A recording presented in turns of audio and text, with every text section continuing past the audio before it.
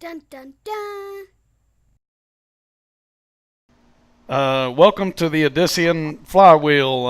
That over there is Steven, and I am Jefferson. Say hi, Steve.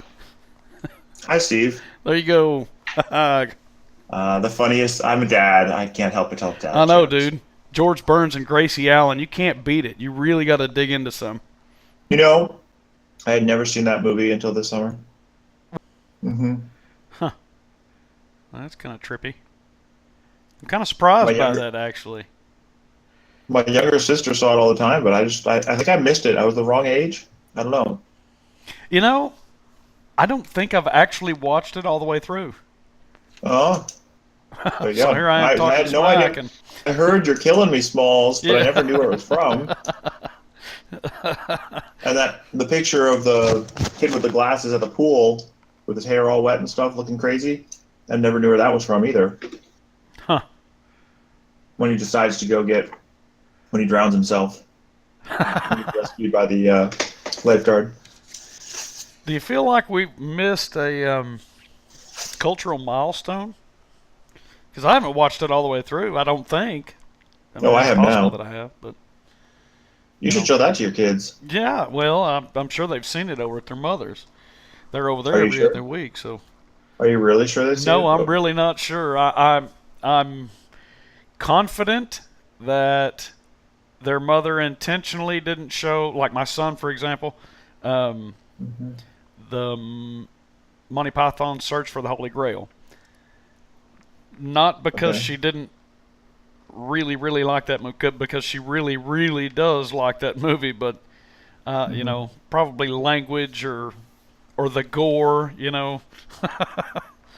So uh, my son and I watched it, and it's little snapshot uh, sketches that are just one after the next. So you can have the attention span of a mayfly and laugh your buttocks Right. completely off with that movie. And so I watched it with him about a year ago, year and a half, hmm and he still makes references to it. Like I'm sure he's heard me make a reference to it, hmm but he still makes independent references to it that are not parrots of what he's heard me say. Uh, anyway, anyway. Have you fixed your So audio issues? Kanye Are we possibly. are we recording? Oh yes, I'm recording. Okay. All right. Yes. So Kanye. I don't. Uh, if there's anybody that thinks that he has utterly broken uh, the down shouting cycle and stuff, I would be shocked and amazed if that's the case. I'd be shocked and amazed. I mean, that's 7 words or however you choose to look at that. But hmm and not just did he start quoting Candace Owens or say that he loved the way she thinks, and not only did he retweet some phone capture of Scott Adams' hmm Periscope, Which is but hilarious, by the way. right, Tells you really how in touch with the technology right. Kanye is. Well, I mean, if you look at his Twitter profile, which I did for the first time, hmm he, well, I don't have a whole lot um, in common musically with what I had been at least under the impression that he dug on. Uh-huh. Uh, I vaguely remember I kind of enjoyed Coolio and Run DMC with Aerosmith. Anyway, but that's about as close to rap or hip hop, either one, that I really dip into these days. Yep. I honestly had no idea that he sang Gold Digger until my wife told me. See, I'm Yeah, not he even sang Gold sure I've Digger. heard Gold. I don't think I've heard Gold, or if I did, I I certainly heard didn't it. recognize it I heard it on Glee. So on. Oh, the TV show. the show, the TV show Glee, before that one went off deep end of social justice. That We watched was a couple like season and a half or 2 seasons. Then I was like, okay. no, I'm out. I'm out. I can't. Well, okay.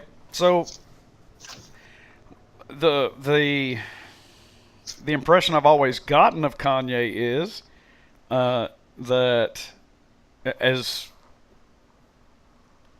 based on very little information, because frankly I wasn't interested. He was, as far as I was concerned, and I Mm, am concerned, he is an artist uh, for a music genre that I just don't really care about. right. I mean, I'm not.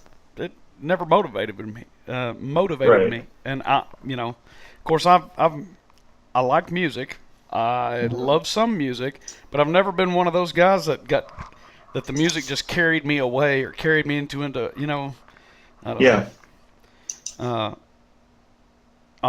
well, when I was a kid, you'd sit in church and you'd hear somebody, maybe the pastor, maybe a guest speaker or something, start railing on popular music, or somebody's Yeah. mother would start saying, "Oh, well, you boys shouldn't be listening to Merle Haggard." you know, do you know Mel Tillis was in juvie when he was a kid? That kind of thing. And At so, which point you finally learn about those people and go look them up. right. Well, that wasn't easy back then. We're talking No, it wasn't. pre-internet.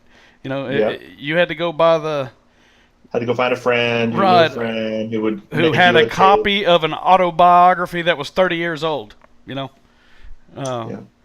but and of course it didn't end there. It was Kiss and AC/DC and things like that. And so at some point, you know, I remember hearing, well, you can hear these things, or if you listen to this, or if you watch this movie, it can destroy your faith, which never made sense to me. It didn't make sense to me when I was 12.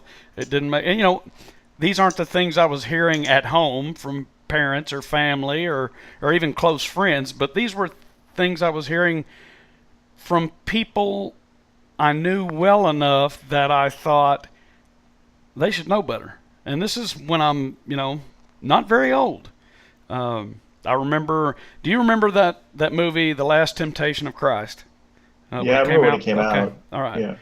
Well, of course, we had like three sermons in a row, 3 Sundays worth of sermons in a row about how terrible this movie was, and a new young pastor who was a preacher's kid and did the normal rebellious preacher's kid thing as a teenager and a Right. young adult, and then uh, got married and had a couple of kids and rethought, a few life choices, and ended up entering the seminary. And he was a likable guy. I mean, he really was. And I really believed at the time, and still do, or have no reason not to, that his heart was more or less in the right place, but he didn't know how to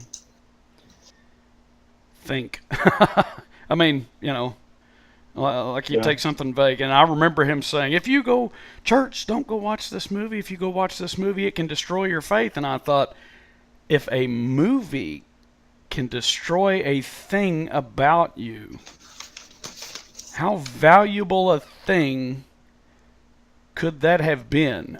you know? Uh, Yeah. I think. Yeah. I mean, I think and the more. I didn't mistake that as, oh, that is a thing which is actual faith, which could be destroyed, and so it must not be. It wasn't one of those deals. It was just straight up. I don't think this guy's got his feet under him right. And I've always been that way. And so when somebody would say, I had some people, teachers that I knew from school, not at school, but that I Mm, knew, from school and liked, uh, and who I'm pretty sure liked me. Uh, Catch me at a an event or something away from school, and we'd be talking. Of course, I'd have my Metallica shirts on, or an AC/DC shirt, mhm. or Megadeth, or Anthrax, or whatever, and they'd say, "You boys, y'all need to. I can't believe you'd listen to AC/DC. They talk about that, and I can't believe you'd listen to. Look at that guy. He's in an electric chair. They're on your shirt. That's awful. Those guys use. They play chords that are special chords that are, Really? Yeah. Oh, I heard that one Special time. chords? Yes, I heard that from a youth pastor one time. Not my youth pastor, but I heard him say that. And that came up in a conversation. Do what? Oh my God, the devil's chords. Right. Well, yeah. Well, his point, where he was coming from was, you can tell when it's a bad chord because you listen to music and then all of a sudden you feel kind of sad or bad. And I was like, it's called a minor chord. And he was there with a guy who was a friend of mine, who was who was a lot more conservative. This friend of mine was a lot more conservative than I am, and was at the time. But he was also a highly intelligent, very good guy. And so they came up. The youth pastor made a comment about whatever band was on my shirt, and I said, well, I like them better than I like, whoever, George Strait or whatever. And he kept on, and then the friend who was with him was also participating in the conversation, more or less on the same side as his youth pastor. He was kind of like like a seeing eye dog. He was kind of like a thinking brain guy for the youth pastor. I mean, he was more or less serving as an interpreter who could weed out stupid shit. And again, it's not like, and I was in high school, and it's not like I hadn't read and really thought over a lot of scripture, a lot of New Testament stuff in particular, at this point. And so I could have a meaningful conversation with this guy who was a friend of mine. I know I could because I did occasionally, or well, probably more often than occasionally, but very rarely did I even attempt it anymore with this particular youth pastor. And then at some point in that conversation, he said that about the chords, bad chords, and you can tell because you can feel it. And I was like, that's a minor chord, and most of the songs in your hymnals are going to have minor chords also in them. They just won't have a lot of distortion guitar, And of course that well, I don't know the music, the terminology. Well, I pretty care about blah. And my buddy stepped in and was like, "Hey, man, we're gonna go get a hot dog and go sit down in the bleachers." And then they went on past.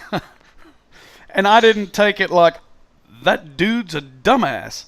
I mean, I did, but I didn't hold it against the guy. You know what I mean? Well, like the buddy that I was with, who I'm sure had a T-shirt, Exodus or Sepulchra or something. That dude was definitely of the opinion that guy's a dumbass. But I didn't necessarily. I guess I was already leaning toward the idea that everybody knew something that I didn't know already. You know what I mean? Like, I wasn't trying to.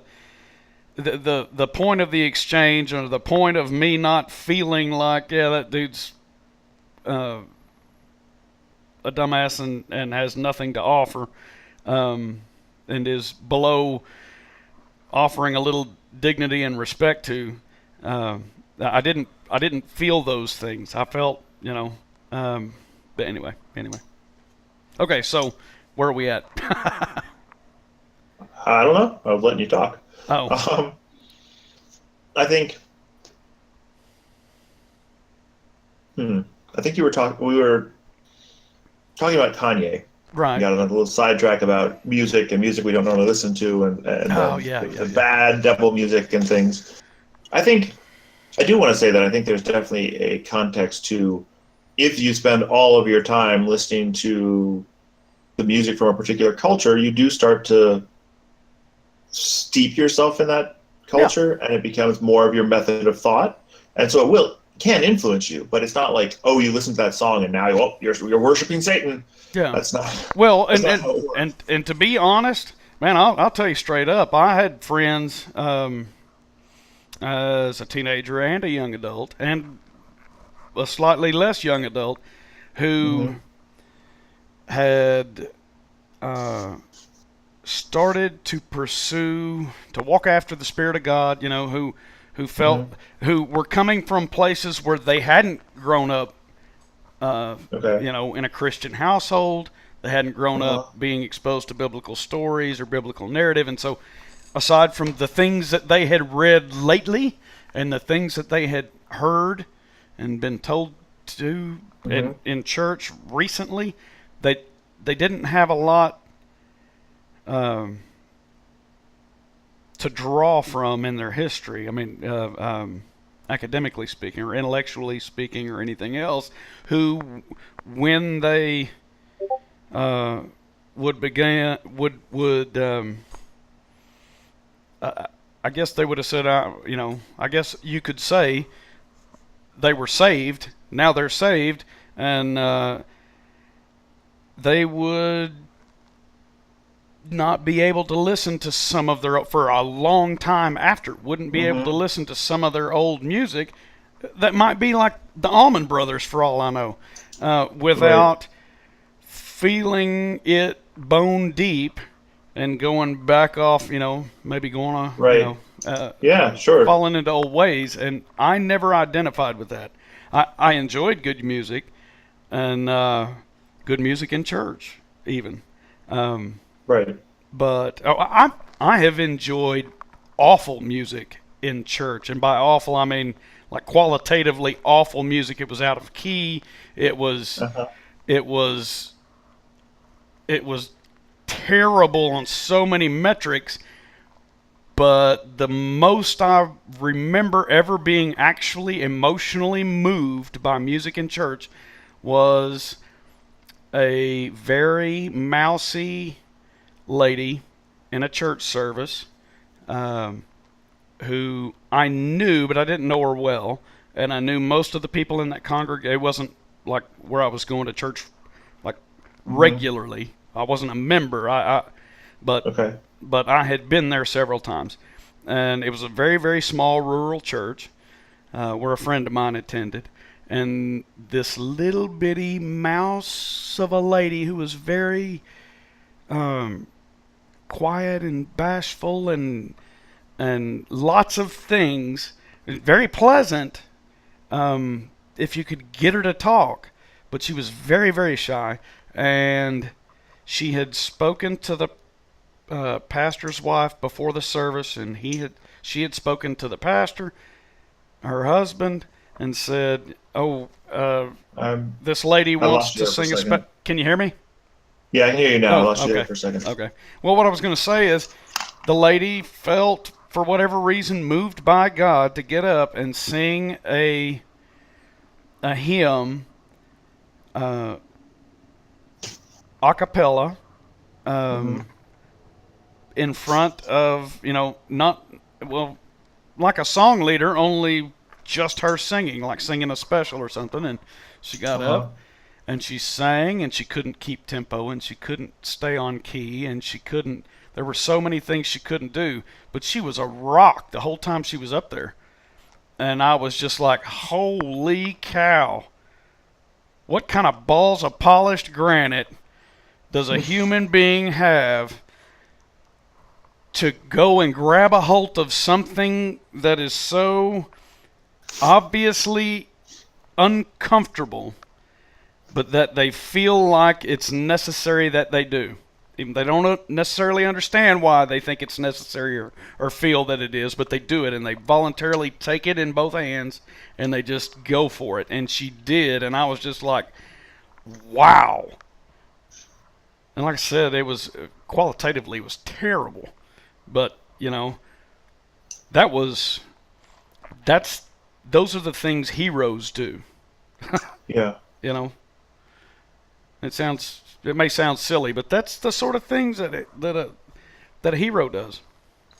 But I Right. ordinarily, like, I don't feel that sort of a drive or moved in that sort of way by music, or maybe I do, and it's just a lot more muted than it is for a lot of people.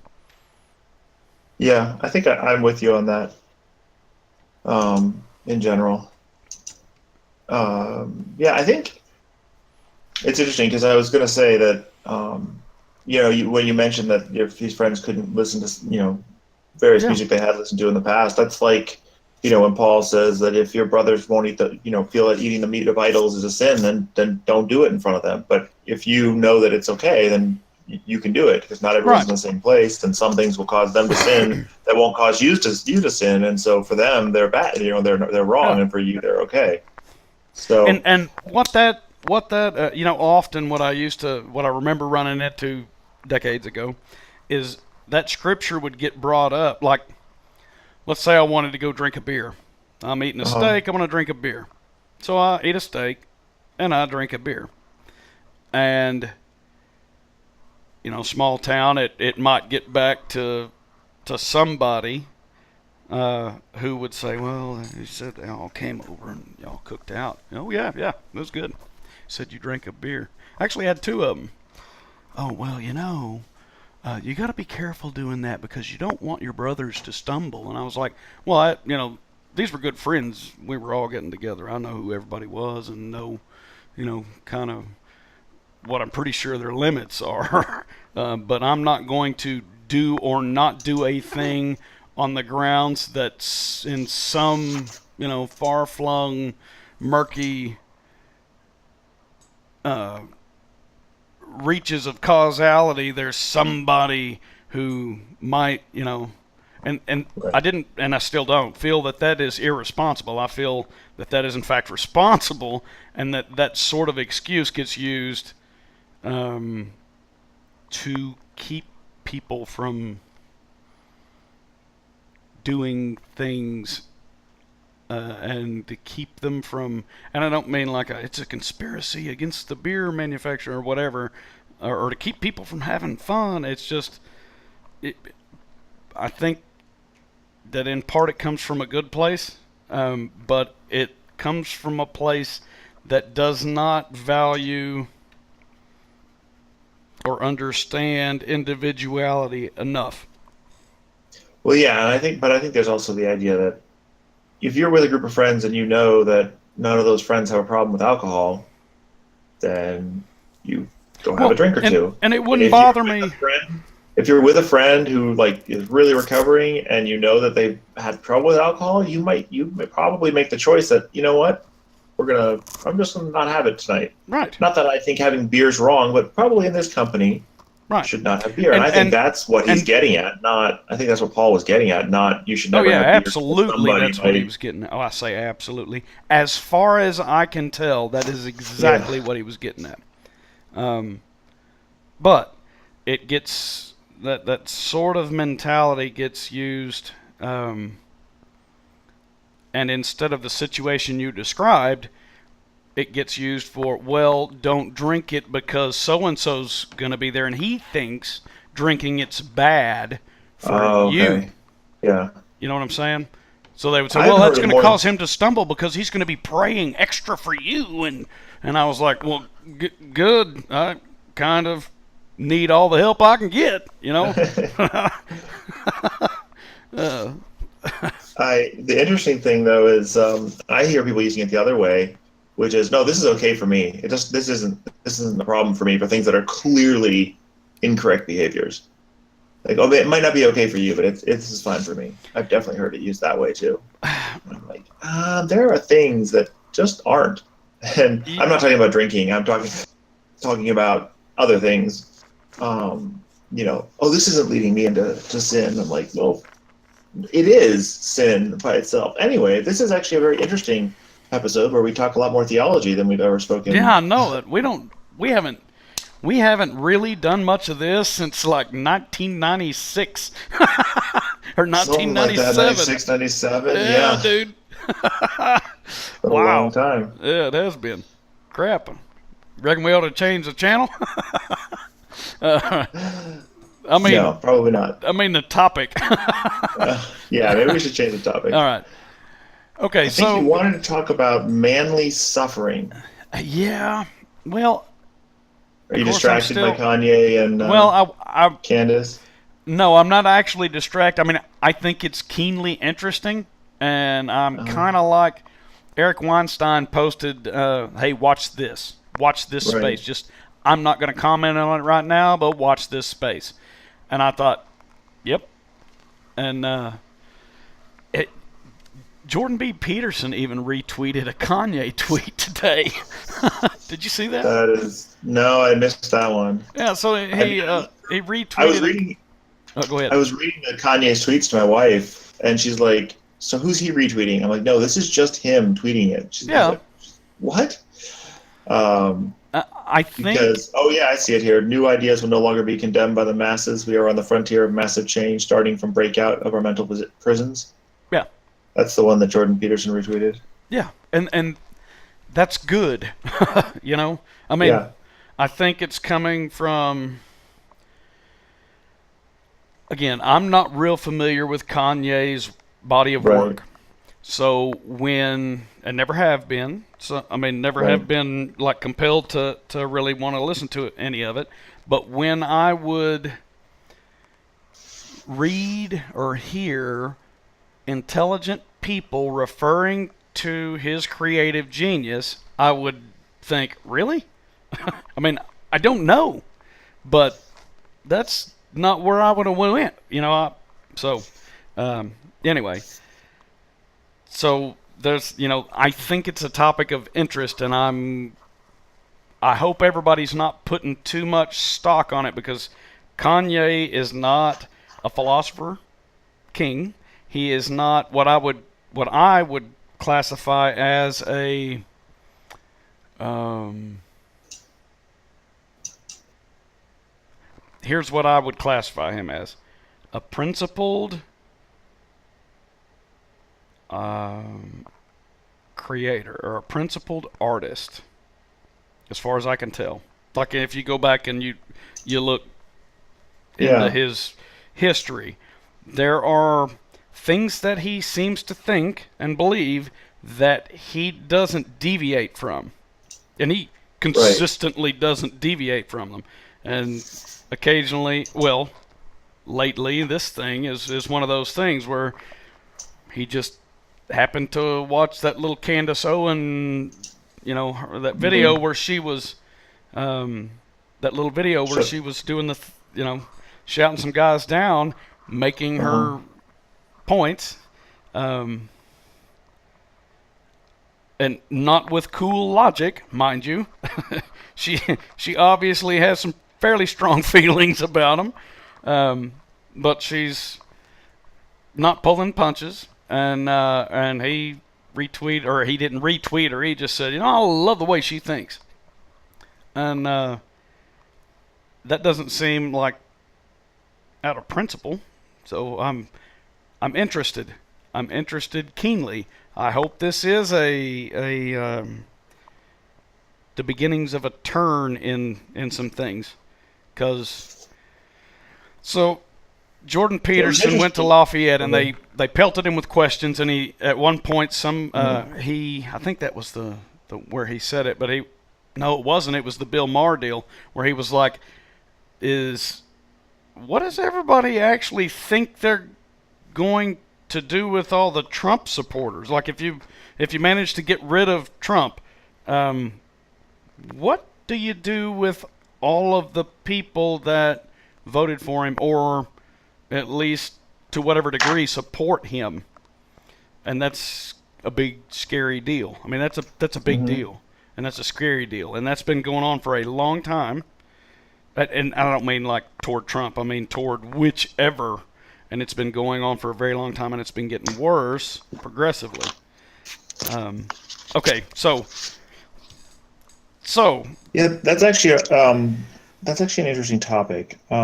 Just a second, because it kind of goes into it meshes in because one of the things I think we have to contend with in society in general. This is not based on race, sex, and anything.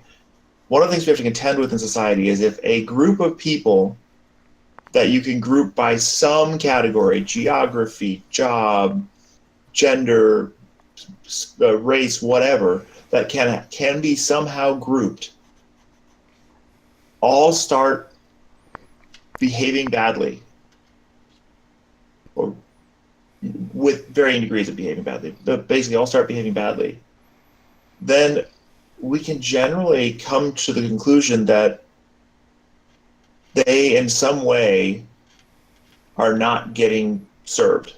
They're not being There's something unfair. They're either unfair or at least perceived unfair, but there is some thing that has affected them as a group, and that it is starting to boil over. It's gotten to the point where they no longer where the group is large enough. The effect is, even though the effect is small and most people in the group are still performing fine, there are the outliers are becoming more and more frequent where they're causing problems, and you have to. Unions are a great example of this. You don't form a union when you're super happy with how the company is compensating you, paying you, rewarding you, and appreciating you. Right. Like, that doesn't happen when a company is treating you well. Another one is, the various, riots we've had in the last few years are clearly based on this issue, racial issue between the police and part of society. Whether it's racial or where they're living, there's all kinds of complicated issues, but there is at least a perceived issue that if you're a black man living in the inner city, you don't go to the police to get help. Like, you just don't go to them, and there's this, and I think some of it's being played up, but at the same time, you don't get riots like that when everything's fine and people are just rabble rousing. Like, you have to have more discontent than that. Whether and I would. The first to say that some of that discontent can be manufactured, but there's discontent. Right. Yes. And, because there's a lot of hey, I'm going to tell you that your life is miserable. And if enough people tell you your life is miserable, you start believing that your life is miserable, even though you might have been perfectly happy before. Or for that matter. And then when your life isn't great, and then people tell you that it's because people are out to get you, then it's like, oh, well, I got an excuse. But in any case, then we find that a whole bunch of young white men have been involved in school shootings, and we don't seem to stop to ask, why are young white men acting out? Why are they dissatisfied in such a way that they decide to resort to violence? I think that when we say things like it's a mental health issue, like not you and I, we, right, or even somebody who's trying to be thoughtful about the subject, and to come into it, to ease into it, and and tease out some nuance. I think that that when most people say it's a mental health issue, they're not giving it enough. They're not giving themselves and their own communities enough of the blame. And I don't mean like, because the communities are being awful to these young white guys or whatever. Right. I think there's a mental health issue, most definitely. But I think Peterson might really be on to something when he starts talking about living a life that you believe has no meaning. And guys are, dude, we're wired to find it, to do things, not to find the meaning precisely, but to do, and to do something important. Yeah. Yeah. Yeah. Well, I mean, Yeah, that's okay. something I've wanted for a long time in my life is to do something important. Like it's just it's something you think about Yeah. as a young man. And I think our society tries to teach us that it's, oh, you have to do something amazing, incredible, like you need to be Well, rich, you need to be and the metric, famous. yeah, the metric is off. You need to become a director of this, invent something and go out and build your new whatever and your fortune and build you a new Well, hierarchy and be at the top of it and yay, and very often that doesn't work. right. It just doesn't work. Like Eric Weinstein uh, posted again today. I think it was today. Um, and he was responding to something that a an Oklahoma affiliate newscaster had tweeted. A guy that I used to watch, grew up watching this Yeah. guy, and he was saying something along the lines, one of the little uh, in a one of the little platitudes, the little sing-songy platitudes that he probably didn't mean in a sing-songy way. The guy probably meant it. But it was the thing where nobody on their deathbed wishes that they Mhm. had spent more time at the office. And Eric Weinstein's Right. response to that was, why? Why does,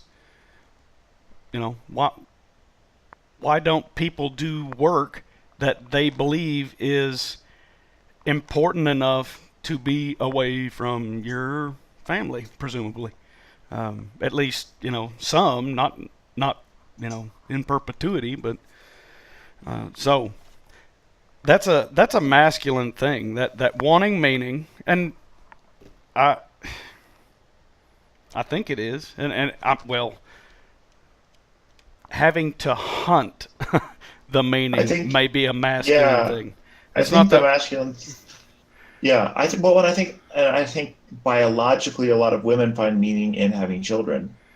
Um, And Obviously I, they're kind of denied that now. Like right, I actually well, was having this conversation with my sisters on Facebook.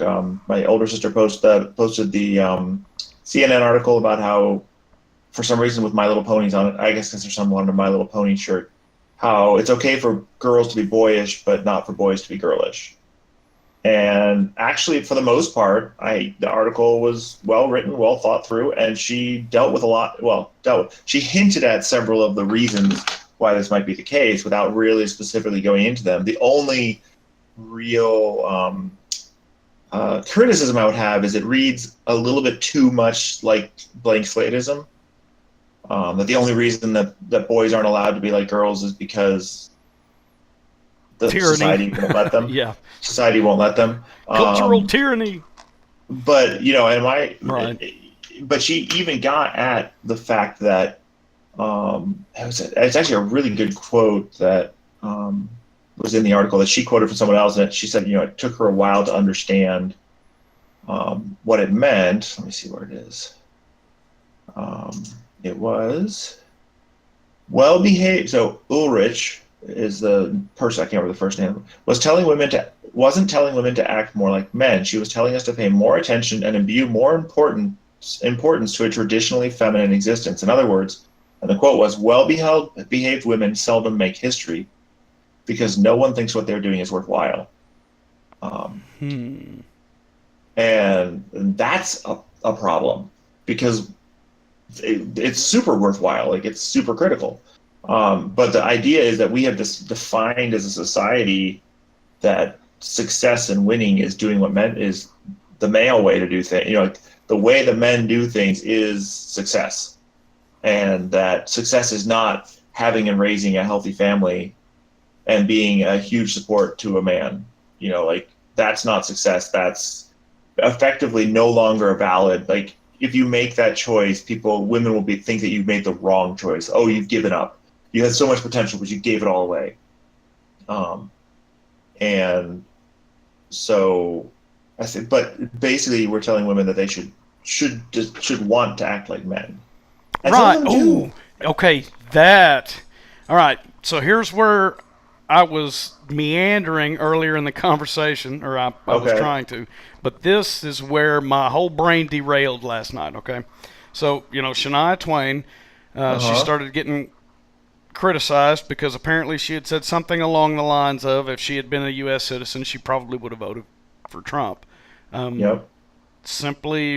and then she came back and apologized with an explanation. And of course, a lot of people on the right were going, "You don't apologize. You don't apologize to a mob." And she didn't, or I didn't read it and think, "Oh, she's backing down." What I read and thought, "Oh, she's explaining where she's coming from, very clearly where she's coming from, which is he was more genuine."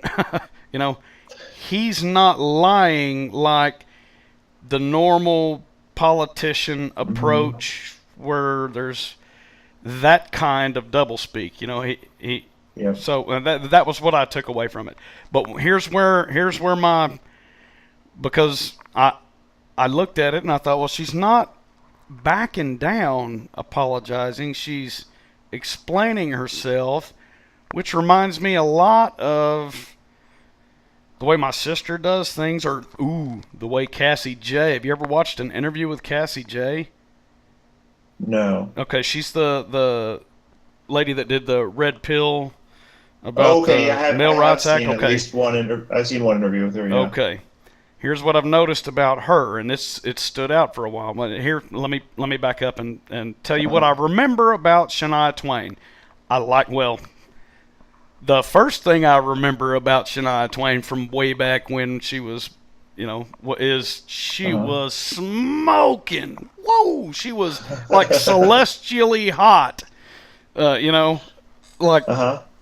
on an almost surreal sort of. She didn't seem like above reproach. She just seemed to be as absolutely appealing as a woman could be, as far as I was concerned at the time. And I wasn't, fanboying out on her or nothing like that. It's just, Uh-huh. if I was watching TV and there she was, I was like, oh man, I'd rather be looking at this right now than anything else.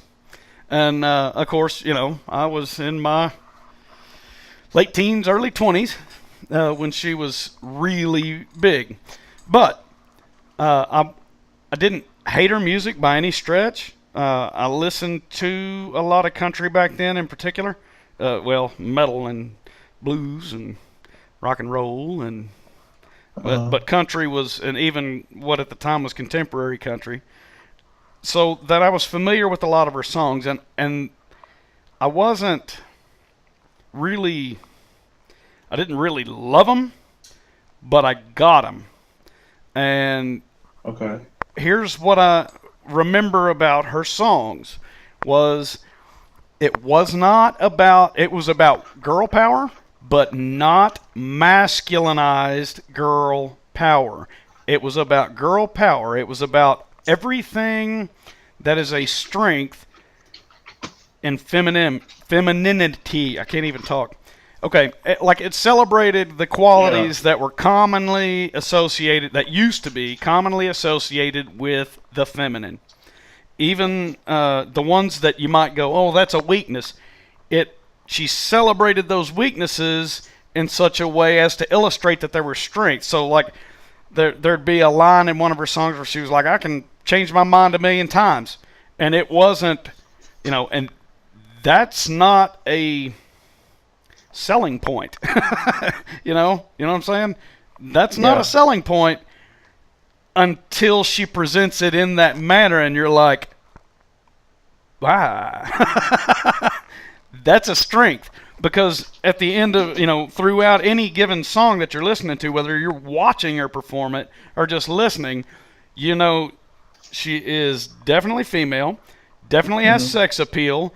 She is absolutely representing these, or very nearly absolutely representing all of these feminine qualities that are not masculine qualities, not qualities that we share in close, like in general, but in close um, amounts, distinct amounts. across, the generalizations, but she was presenting those things in a way, well, and not just women change their mind a bunch, or women can be emotionally volatile, or any of that stuff. She would present those things, which would not be selling points. They would be what I would call a weakness, except that they weren't a weakness. She's the one who selects.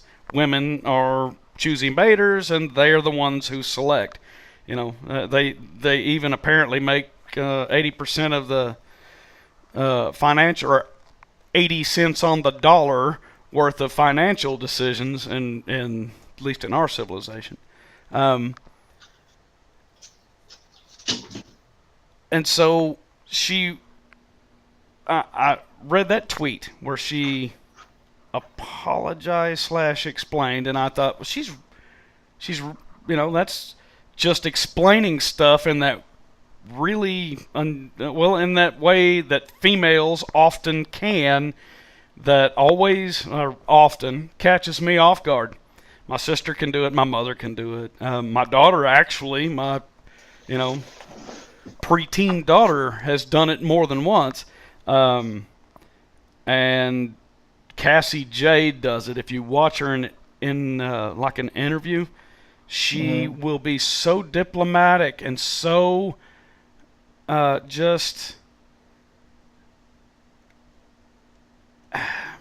she's masterfully female is the only way I can explain it. And I'm she comes across as genuinely pleasant while being extremely alert, and while she's doing all that, she finds common ground with whoever it is that she's talking with, even when they're off on a tangent or they're trying to drive home some point that's not quite on target.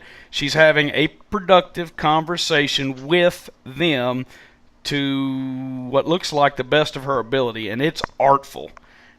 And that is so necessary and so underrepresented, like on Twitter, Yeah. or in popular culture even. Sorry. But that was that. I got completely derailed by the whole thing yesterday. Masculine suffering, what it is to be a man. That whole Ernest Hemingway, that quote from Old Man in the Sea, where he said, what was that line? What was that line about know how to suffer like a man? Keep your head clear and know how to suffer like a man, which is such a great quote. I mean, to me, I felt that the first time I read it and the last time I read it. I felt it deep. I was like, yep, I know exactly what you mean, brother. And I was completely derailed when I read the Shania Twain thing. Got caught up in the whole digging on chicks. Okay, I'm sorry. Yeah. I'm way over talking you here. No, I've been doing that the last couple of. I figure I'm gonna let Jefferson talk a little bit more, because people haven't heard enough of what he wants to say. I was listening to the last one, and I'm like, oh, I just totally trampled over him. Oh, did it again. So yeah, my feelings aren't hurt, and bring it on. And if I do it to you, brother, I'm sorry, because I'm bad about it. We're both going to do it because we're passionate about what we're talking about. Yeah. So, a couple of little small things. Did you see the Times correction, the New York Times correction about the Palestinian? They were giving examples of far right fake news, and they gave the example of all these reports about the Palestinians paying millions to people who killed, families of terrorists who kill Israelis. Right. And they referenced those as an example of fake news, on, I think, Facebook. And so here's their correction from today. An earlier version of this article erroneously included a reference to Palestinian actions as an example of the sort of far-right conspiracy stories that have plagued Facebook. In fact, Palestinian officials have acknowledged providing payments to the families of Palestinians killed while carrying out attacks on Israel or convicted of terrorist acts and imprisoned in Israel. That is not a conspiracy theory. In fact, their budget has a line item for how much they're going to spend this year on payments to terrorist families. But that made it out to print. And how many people do you think read this correction?